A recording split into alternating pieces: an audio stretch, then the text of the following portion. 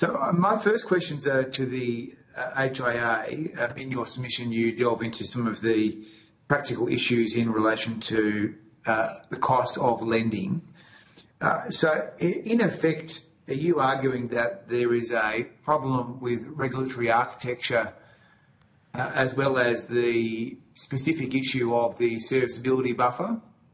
That's right. So we steered away from going too much into any of the specific items, whether it is the 3% buffer or the HEX item. Those are all systemic problems of what the structural problem is, which is a lack of oversight of what these agencies have done over the course of the past 15 years.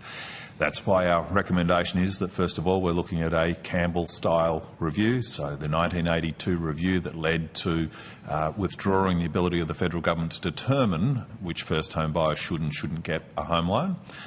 We're essentially arrived back at that outcome now, where the Australian government is again deciding who can and can't get a loan, and then the Australian government is underwriting the risk inherent within that loan through some of the first home buyer programs. So we've cycled back to a 1980 system. So yes, change the governance arrangements, which our recommendation is a Reserve Bank style board with targets for that board to achieve, which is moving away from that goal of zero mortgage delinquency.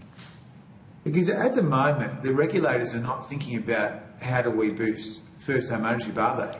No, their goal is about identifying risk and mitigating that risk. Yeah, okay. So just so I understand your data correctly, are you saying on page 4 of your submission that effectively the amount of risk capital that's been held against mortgages has almost doubled over the past 15 years? That's the outcome of the APRA quarterly prudential reporting. Yes. Yeah, so the combination of the doubling of capital plus all the additional regulations has meant that it is extremely difficult for a first home buyer to meet the conditions necessary to get a mortgage. It becomes increasingly difficult as banks are required to hold more collateral for every dollar that they lend to a first home buyer. They pass that cost on to a first home buyer. So we've now arrived at a situation where banks aren't competing with each other to pursue first home buyers. They are competing for investors, and investors therefore get a far more competitive interest rate than first home buyers or owner-occupiers that own at least one home.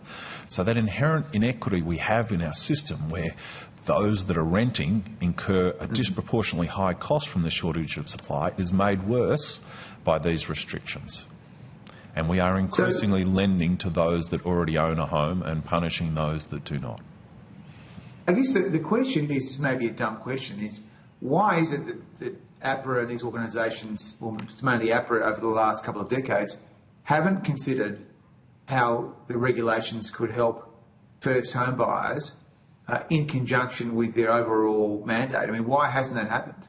Their purpose and goal is to identify and mitigate risk consistent with their charter, and the governance arrangements, we argue, are not appropriate in balancing public good, which is not just reducing risk but also improving home ownership. Yeah, so effectively this is Canberra's fault then? As a consequence of the GFC, I think that we have been jumping at shadows.